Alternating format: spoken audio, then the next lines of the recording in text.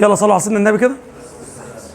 الحصة اللي فاتت احنا اتكلمنا على أحوال فرنسا قبل مجيء أو قبل إرسال الحملة، وانتهينا إن فرنسا دولة قوية. حصة النهاردة الفريق الثاني اللي هي مين؟ مصر. عايز أتكلم على أحوال المجتمع المصري قبيل الحملة الفرنسية، يعني قبل ما الحملة تيجي. طب هو ليه يا أستاذ؟ ليه أنت عمال تشرح لي أحوال فرنسا قبل ما يبعتوا الحملة، ورجعت النهاردة تقول لي أحوال مصر قبل ما ما تيجي الحملة؟ هو أنا ليه لازم أعرف التفاصيل ديت؟ طب ما أنا أدخل في الموضوع على طول. تقول إيه؟ طيب لازم أدخل في الموضوع على طول. لا ما ينفعش. قال لك أول حاجة عندك من الضروري التعرف على أحوال المجتمع المصري. طب ليه؟ زي ما اتعرفت على أحوال المجتمع الفرنسي لازم أتعرف على أحوال المجتمع المصري. ليه يا أستاذ؟ عشان أفهم تطور الأحداث. عشان أفهم تطور الأحداث، عشان أقدر أقارن بين المجتمع الفرنسي اللي في الوقت ده كان قوي وبين المجتمع المصري اللي في الوقت ده هيبقى ضعيف زي ما هنشوف دلوقتي. خلاص؟ طيب علشان لما أقول لك المصريين قاوموا في المكان الفلاني تبقى عارف اشمعنى. المصريين ما قاوموش هنا ليه؟ تبقى عارف ليه. خلاص؟ يبقى عشان أعرف كيف قاوم المصريون الاحتلال الفرنسي وصاروا عليه حتى خرج من مصر. يبقى أنا ما أقدرش أفهم تفاصيل الحملة غير لما أتعرف على أحوال المجتمع الفرنسي، وده كان في الحصة اللي فاتت، وغير لما أتعرف على أحوال المجتمع المصري.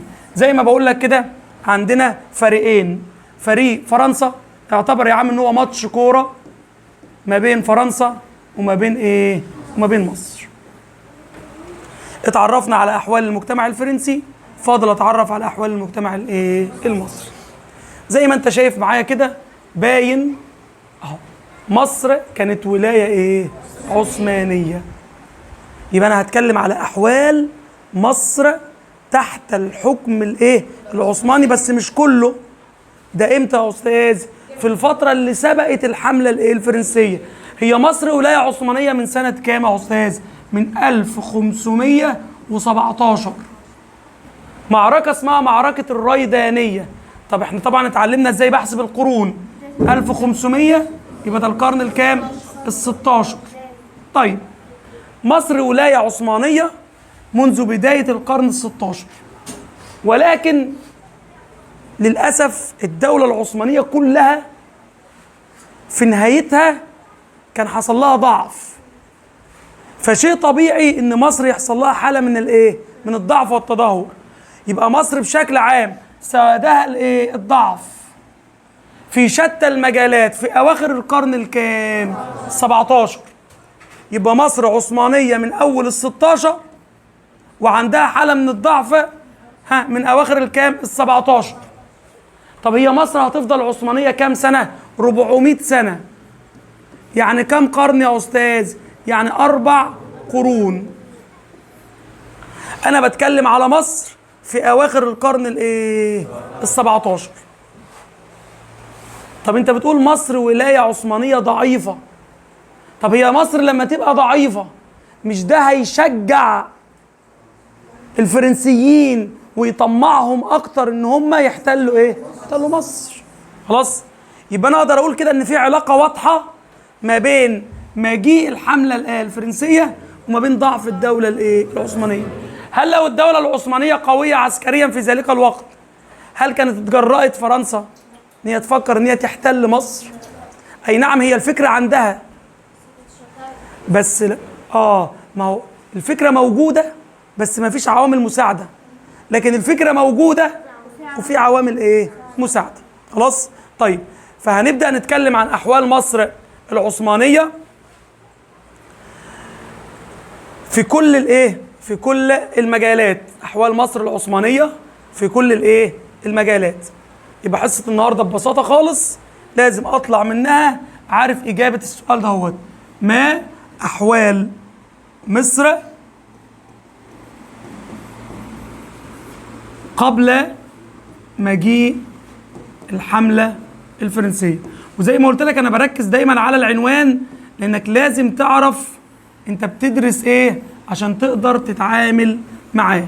يبقى لو انت طلعت في نهاية الحصة وعرفت تشرح لي او توصف لي احوال المجتمع المصري، يبقى انت كده استفدت من الحصة. فانا هتكلم على احوال مصر الاقتصادية. تعال بقى نشوف المعلومات اللي عندك انت في دماغك. لما اجي اتكلم عن الاقتصاد انا بشرح دايما ايه؟ زراعة والصناعة والتجارة.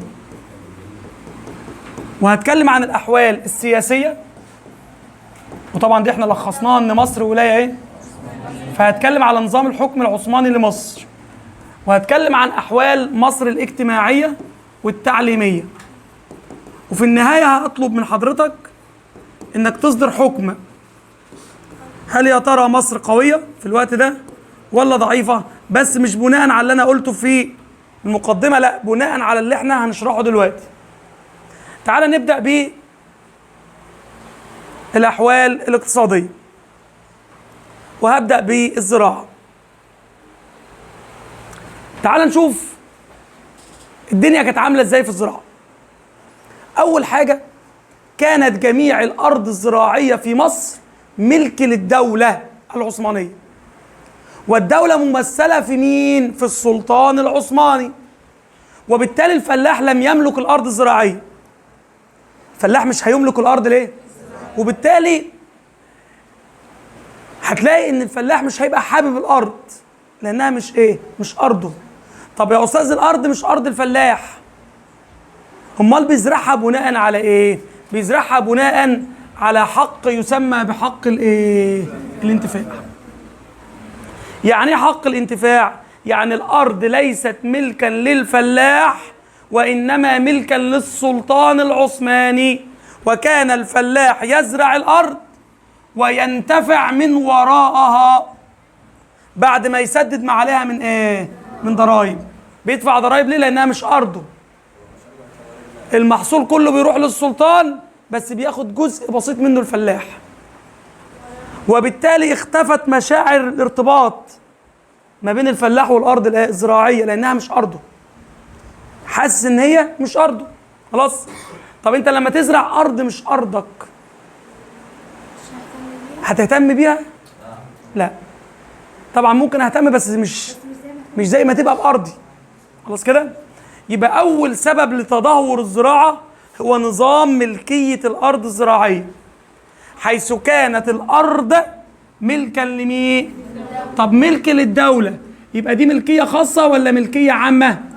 ملكية لا، ملكية عامة. وأنا لما أقول المستشفى الحكومي تسمى مستشفى عام، خلاص؟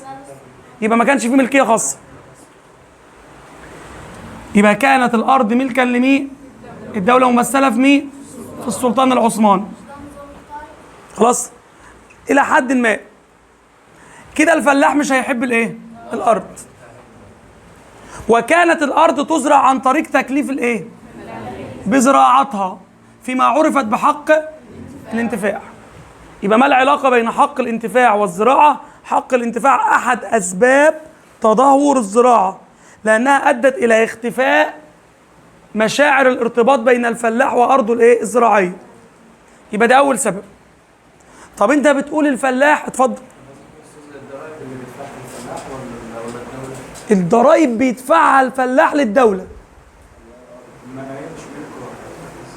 ما هو ده بقى احد اسباب تدهور الزراعة. يبقى ده انت بتقول اهو، انت بتنتقد النظام، صح؟ يبقى النظام ده سليم ولا نظام خاطئ؟ نظام خاطئ. خلاص؟ طيب، تاني حاجة عندنا، انت بتقول الفلاح بيدفع الضرايب، صح؟ يا ريت الفلاح بيدفع الضرايب بنظام عادل او مثلا بالتقسيط. امال جمع الضرايب كان بيتم ازاي؟ كان السلطان العثماني اللي هي السلطة الشرعية حاكم الدولة، كان السلطان بيعمل حاجة اسمها مزاد، ويجي الناس الأغنياء يقعدوا في المزاد، ويبدأ الحاكم العثماني يقول إن قرية ألف مفروض عليها مثلا ضرائب وليفترض 1000 جنيه. مين من السادة الحضور اللي هيدفع 1000 جنيه ديت مقدما للدولة العثمانية؟ فطبعا الناس اللي قاعده ديت هتدفع فلوس مقدما للدوله ليه؟ ما انا عايز افهم. ده كمان كانوا بيتنافسوا على اللي يدفع اكتر، يبقى اكيد الموضوع فيه مصلحه. فكان الناس الاغنياء اللي قاعدين في المزاد ده همت يقول لك ال1000 جنيه ده انا هدفعها 2000، واحد يقول لك لا انا هدفعها 3. الله، يعني انت هتدفع الضرائب المفروضه على الفلاحين مقدما للدوله ليه؟ العثمانيه. طب مقابل ايه؟ قال لك مقابل ان انا هاجمع هذه الضرائب من الفلاح اضعافا مضاعفه. اضعافا ايه؟ وسمي هذا النظام بنظام الايه؟ الالتزام. يبقى كان جمع الضرائب من الفلاحين يتم عن طريق نظام يسمى نظام الالتزام. وكان الملتزم بيستغل سلطته اللي الدولة عطتها له، ما هو كده يعتبر موظف في الدولة. يبقى أنا واحد من الأغنياء هدفع الضرائب اللي مفروضة عليكم، والله كل واحد عليه 10 جنيه، فأنا هدفعهم للدولة خلاص مرة واحدة، مش حبا فيك طبعا، ده أنا هاجي بعد كده بالقوة اللي الدولة عطتها لي، أنا هيبقى اسمي ملتزم، أبدأ أخد هذه الضرائب منك أضعافا مضاعفة. ده وغير كده إيه؟ هبدأ إن أنا أفرض عليك إتاوات وضرائب خارج الضرائب المقررة. إتاوة، ما هي الدولة العثمانية عايزة تحصل الفلوس مقدما، والدولة العثمانية في الوقت ده كانت ضعيفة، فمش قادرة تجبر الفلاح إنه يدفع الإيه؟ فبتدي واحد بقى سلطة قانونية إن هو يجمع عليه الضرائب. خلاص؟ وعرف هذا النظام بنظام الإيه؟ الالتزام.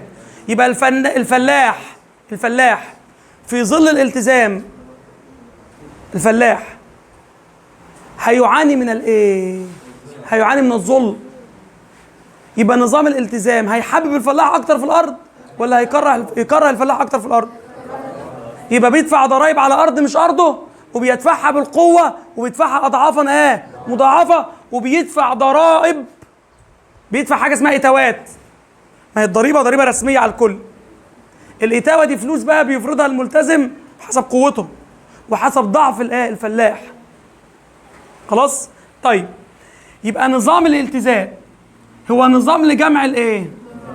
كان بواسطه مين؟ ملتزمين. والملتزم يحصل الواحد منهم على التزام، يعني حق جمع الايه؟ الخاص بناحيه او عده نواحي.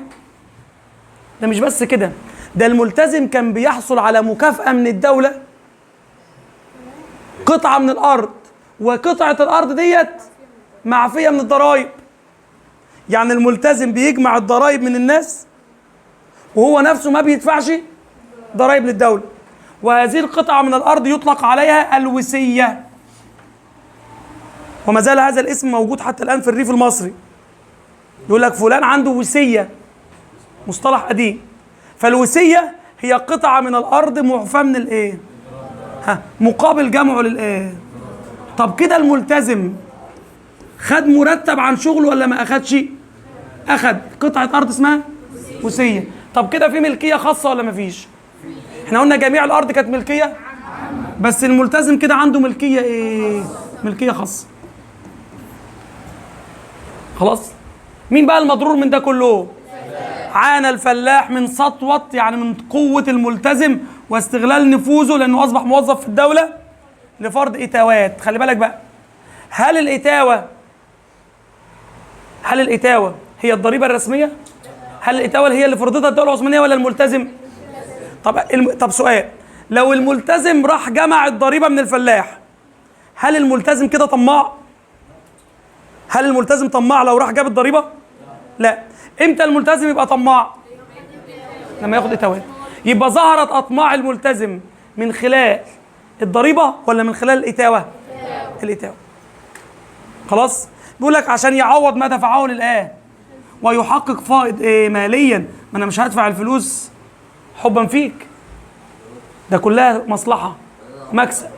يبقى انا بروح بدفع الفلوس مقدما للدوله واروح اجمعها اضعافا مضاعفه، وافرض اتاوات على مين؟ على الفلاح. طب نتج عن ده كله ايه؟ تتوقع ايه؟ عدم اهتمام الفلاح المنتفع بامر الزراعه.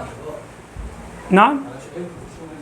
طب هو الفلاح كان بيدفع من ايه؟ هو الارض مش بتاعته؟ بيدفع من الجزء البسيط اللي بيتحصل عليه الإيتام. من السلطان العثماني بعد ما بيسلم له المحصول. الإيتام؟ ده الفلاح، يعني هي بتقول الفلاح بيدفع من ايه؟ الضرايب. بيدفع منين الضرايب وبيدفع منين الاتاوه؟ هيجيب منين الفلاح؟ هو بياخد جزء بسيط من المحصول يعيش منه، يدفع منه ضريبه، يدفع منه ايه؟ اتاوه. فعشان كده المجتمع الريفي كان عنده حاله من التدهور، احوال المصريين كانت متدهوره بشكل عام. خلاص؟ طيب يبقى كده الزراعه تدهورت لسببين: نظام ملكيه الارض الذي يطلق عليه حق الانتفاع، ونظام جمع الضرائب الذي يطلق عليه نظام الايه؟ الالتزام. ويا ريتها، يا ريت بقى السلطان بعد ده كله مهتمه بامور الزراعه. يا ريت بقى الدوله اللي عايزه مني ضرائب مهتمه بامور الزراعه.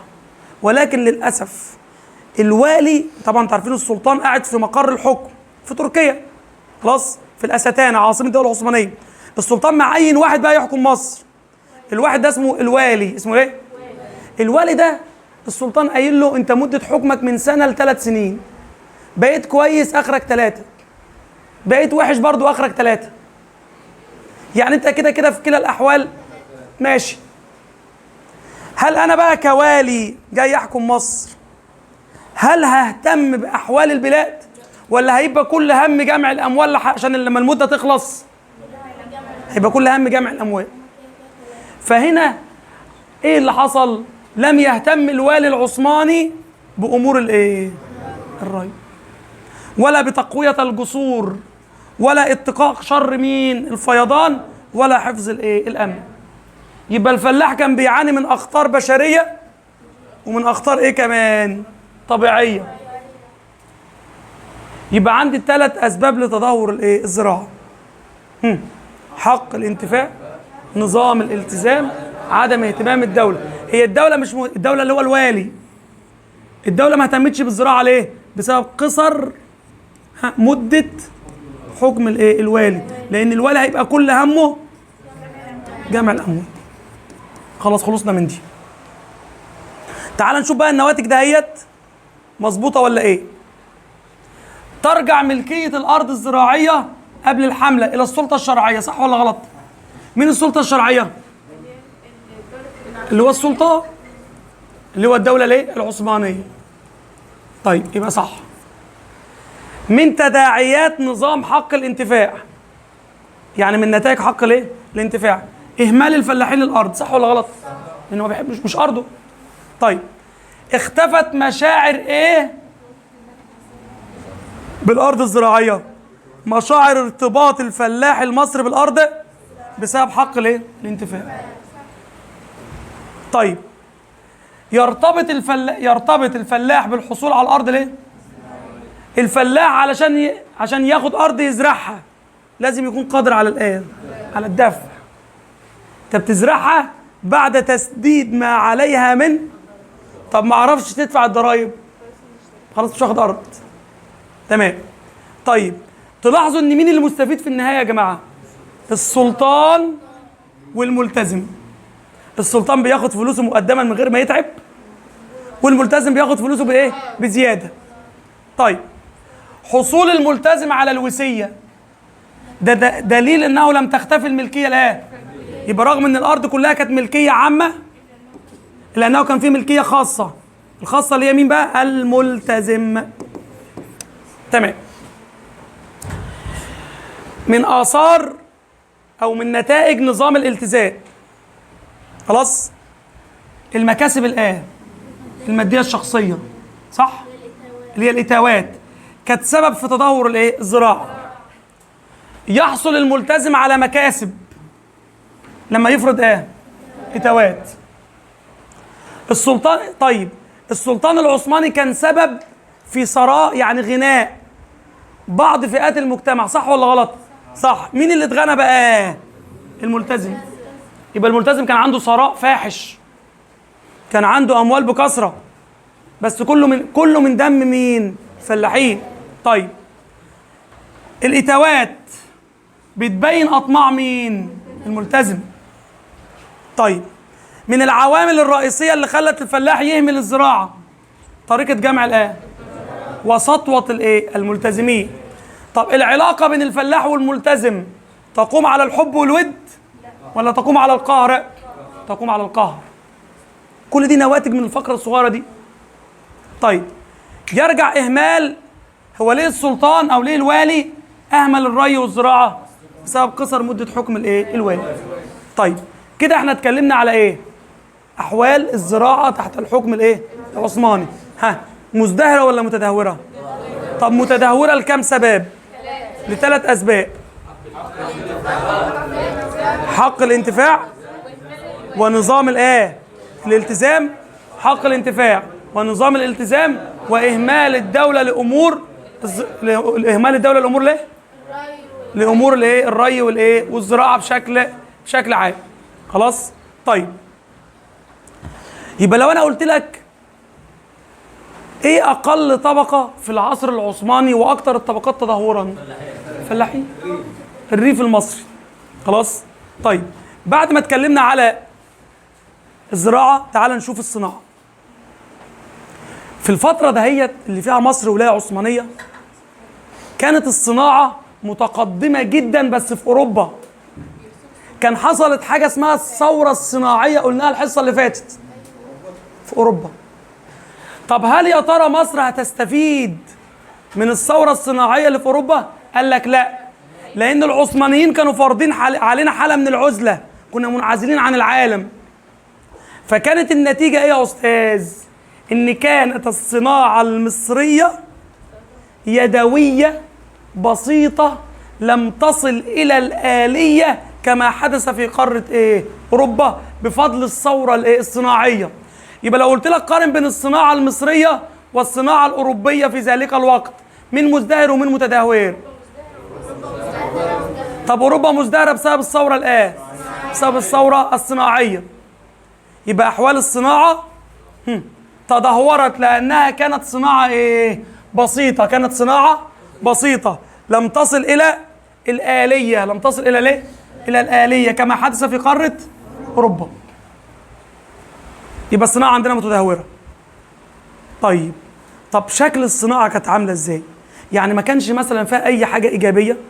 قال لك كان فيها بعض الجوانب الايجابيه. زمان كان الصناع ينتظمون في طوائف، كل مجموعه من الصناع زي الحدادين زي النجارين لهم طائفه، والطائفه دهيت لها شيخ، الشيخ ده بيسمى العريف او بيسمى شيخ الطائفه. وكان شيخ الطائفه ده مهم جدا، خلي بالك، شيخ الطائفه كان بيمثل همزه الوصل مع مين؟ مع الحكومه، لان هو اللي بيجمع عندك بيجمع الضرائب، ده كده بقى زي مين؟ الملتزم. وكان بيشرف على على الانتاج. طب في حاجه، هل هتساوي شيخ الطائفه بالملتزم؟ ولا.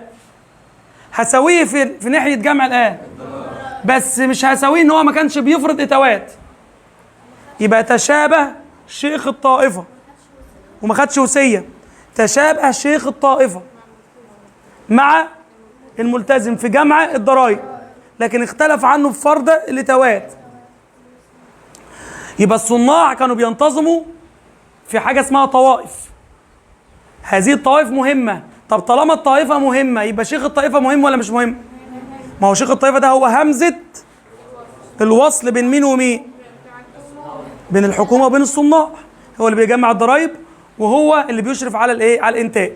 خلاص كده؟ طب يجي السؤال يا استاذ، هي طوائف الحرف ديت الصناعيه كانت مقتصره على الصناعه بس؟ قال لك لا، ده كانت طوائف الحرف جزء من نظام الطوائف اللي كان بيضم كل اصحاب المهن المختلفه.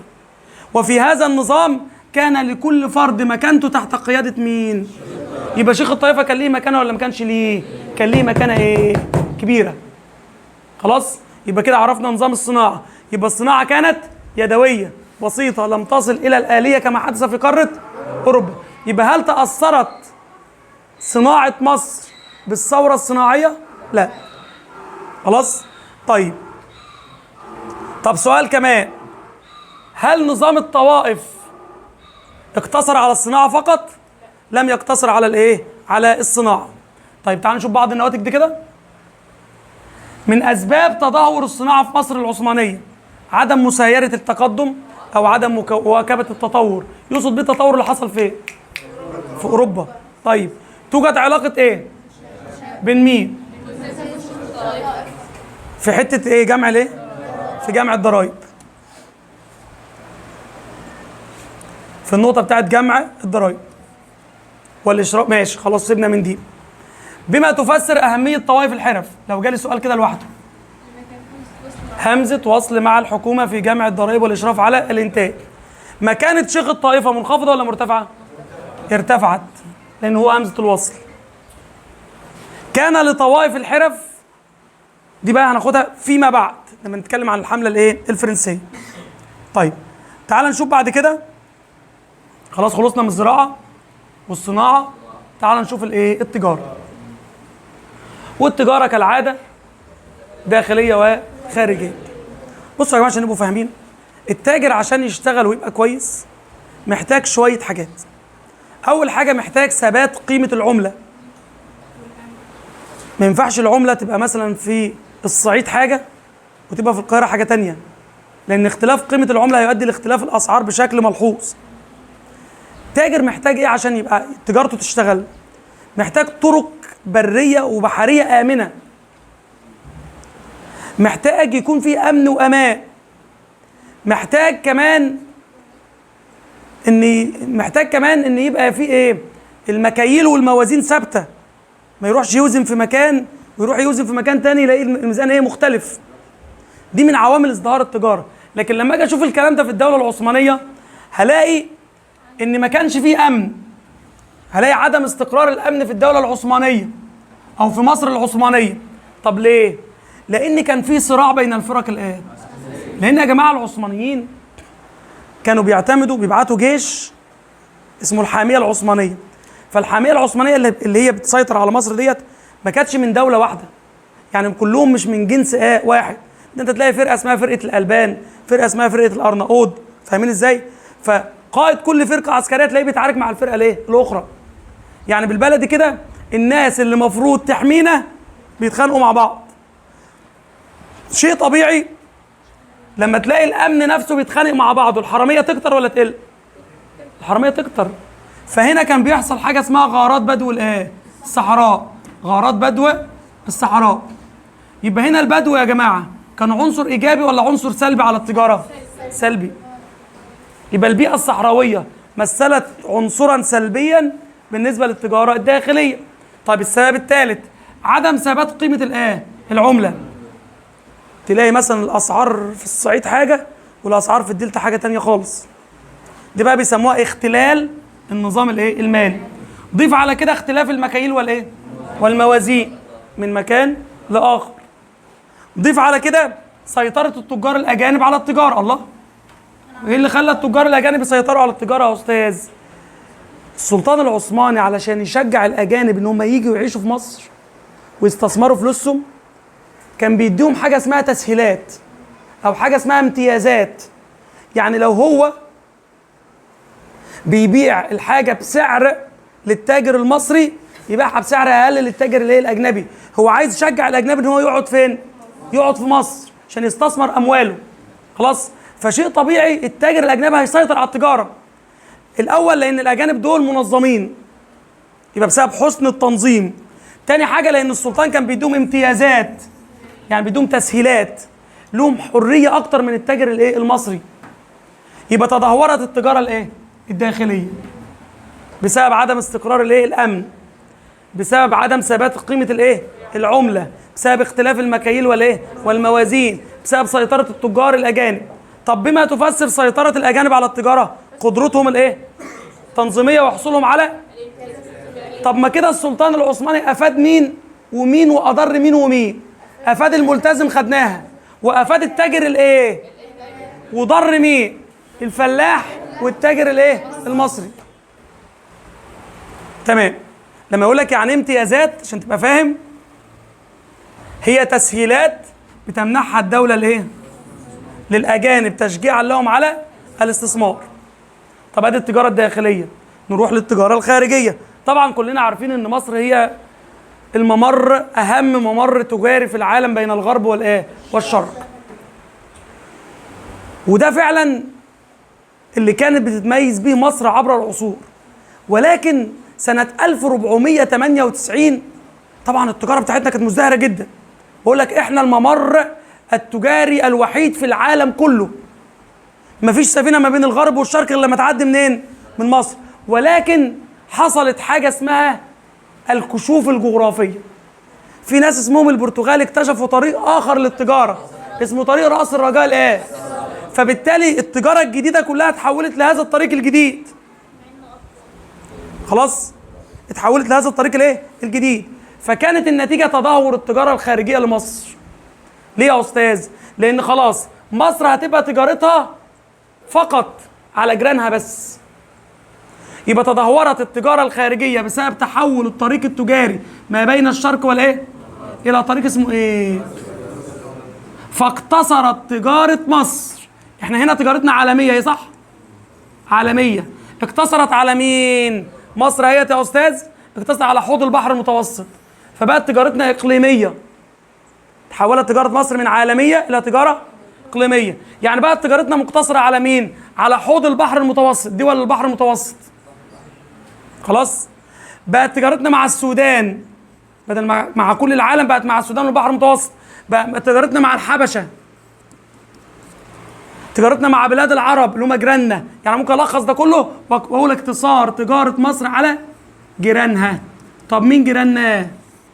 حوض البحر المتوسط، زي جنوب دول اوروبا، مع السودان اللي هي في جنوب مصر، مع الحبشة اللي هي في جنوب شرق مصر، مع بلاد العرب واليمن في الشرق. يبقى تحولت تجارة مصر من تجارة عالمية إلى مجرد تجارة إقليمية. خلاص؟ طيب يبقى هنا من أحد أسباب تدهور التجارة الخارجية ممكن أسميها الكشوف الجغرافية. تحولت تجارة مصر من تجارة عالمية إلى تجارة إقليمية. طيب قال لك ضيف على ده كله، يعني ضيف على ده كله إن مصر كان عليها مبلغ كل سنة اللي هو الجزية لازم تدفعه للسلطان العثماني. ضيف على كده كمان يعني مصر كانت بتدفع 400,000 جنيه سنويا للسلطان العثماني. ده ايه ده؟ دول جزية لازم تندفع.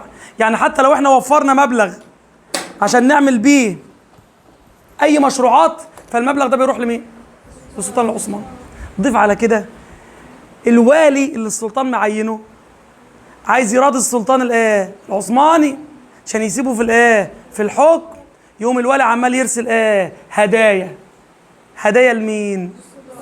يبقى علاقة الوالي بالسلطان العثماني أحد أسباب تدهور الاقتصاد المصري. صح ولا غلط؟ الجزية اللي مفروضة على مصر اللي بتندفع سنويا للسلطان العثماني أحد أسباب تدهور التجارة لمصر أو تدهور الاقتصاد بشكل عام. خلاص؟ شوف الجملة دي كده معايا. بقول لك ما تنساش أدى إرسال الضريبة اللي هي الجزية قال له هو الوالي بيبعت هدايا للسلطان ليه؟ عشان يحاول يراضيه. يراضيه. يبقى علاقة الوالي بالسلطان العثماني كانت أحد أسباب التدهور الاقتصادي. تعالى كده نجاوب السؤال ده، جاوب معايا كده. اطلع اغسل وشك وتعالى بسرعة. وخلي بالك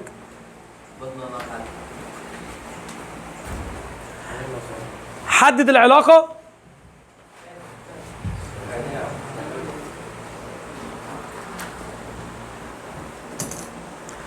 العلاقة بين الكشوف الجغرافية وأوضاع مصر الاقتصادية. الكشوف الجغرافية عملت ايه؟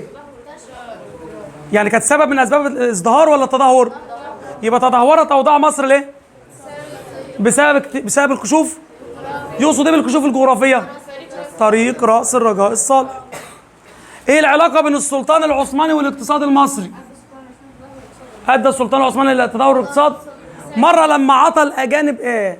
امتيازات، ومرة لما فرض علينا الإيه؟ الجزية، ومرة لما خد هدايا من مين؟ من الوالي العثماني. طيب بص كده معايا بقى في بعض النواتج. سياسة السلطان الاقتصادية، مين اللي استفاد منها؟ الأجانب.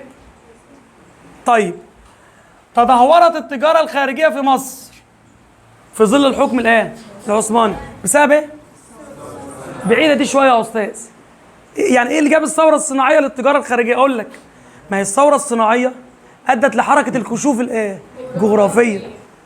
فالكشوف الجغرافية اكتشفوا طريق، فلما اكتشفوا طريق رأس الرجاء الصالح، إيه اللي حصل للتجارة بتاعتنا؟ تدهورت. طيب لعبت دور غير مباشر في تدهور أوضاع مصر ليه؟ دولة مين؟ فسر العبارة كده. اكتشف الطريق رأس الرجاء الصالح. ممتاز. طيب كانت هناك علاقة بين تدهور الاقتصاد الآن المصري وحركة الملاحة التجارية الإيه؟ يقصد بقى كلمة كشوف الجغرافية. خلاص؟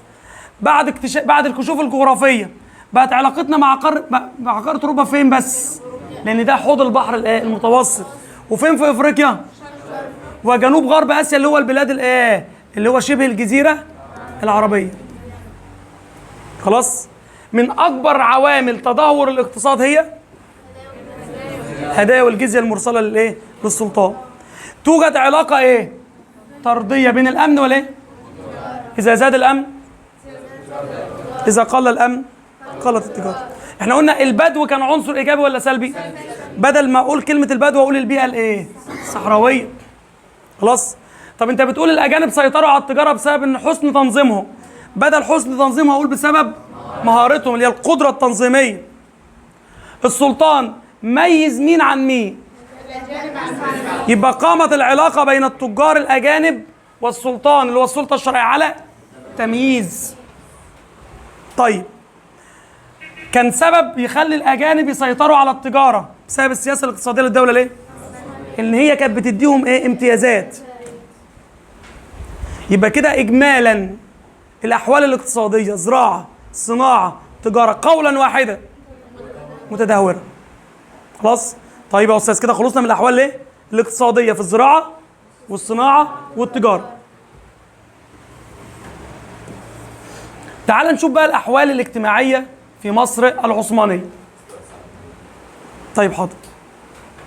هكمل بس الفقرة بتاعت الأحوال الاجتماعية وخلاص. دايما يا جماعة أي قرار اقتصادي بيكون ليه أثر اجتماعي.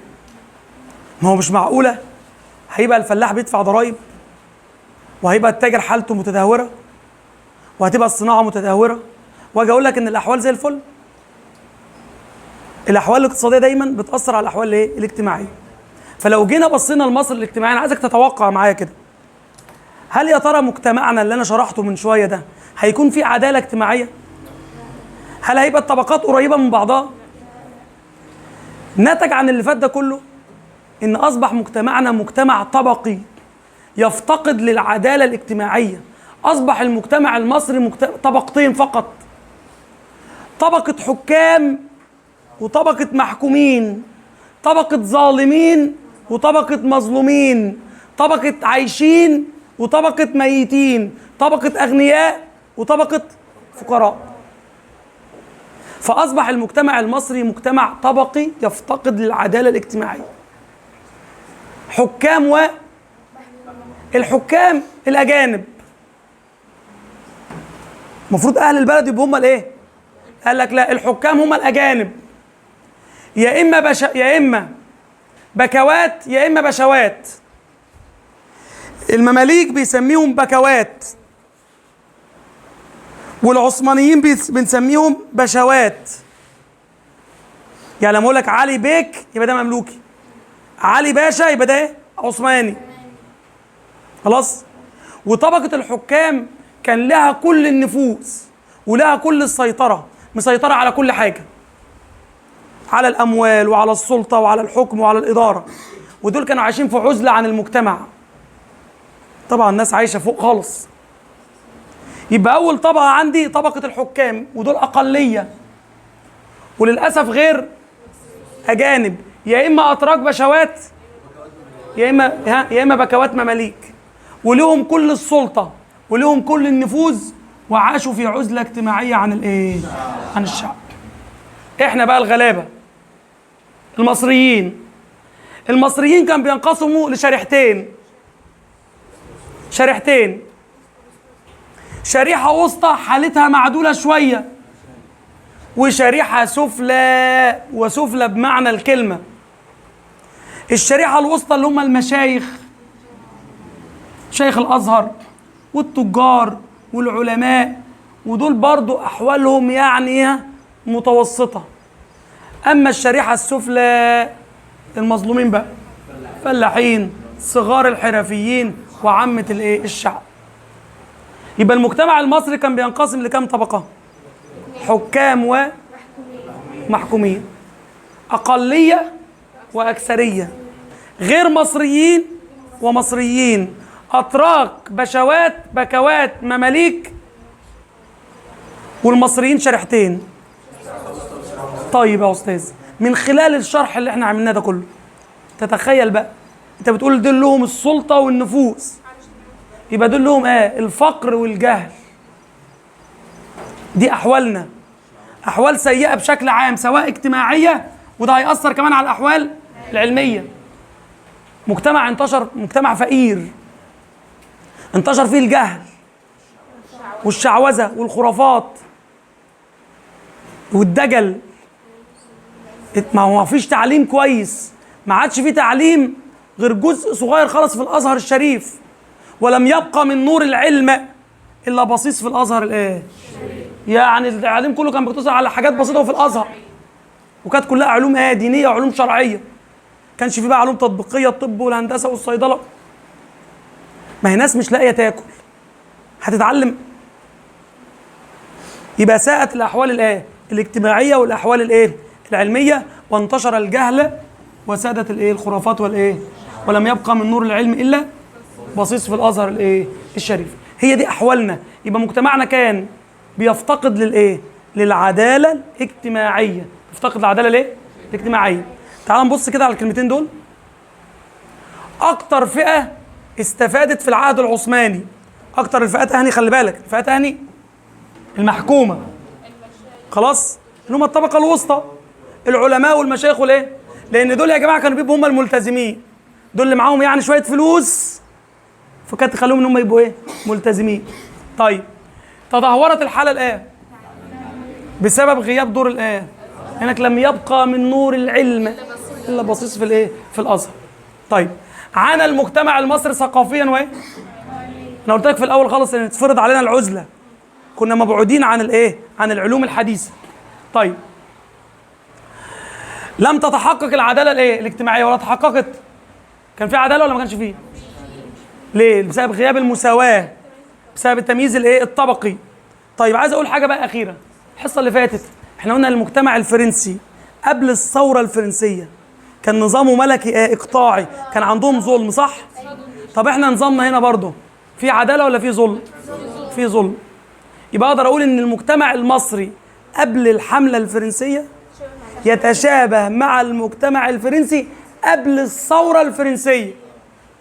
قبل لكن بعد الثوره انتوا عارفين فرنسا كانت بتنادي بالحريه والاخاء والمساواه. فرنسا كانت تقدمت عندنا، خلاص كده؟ طيب، كده يبقى اجمالا احنا شرحنا النهارده الاحوال الاقتصاديه والاحوال الاجتماعيه. خلاصه القول، عايزه بقى تقول لي جمله واحده: مصر قويه ولا مصر ضعيفه؟ الكلام ده امتى؟ في انهي فتره بقى؟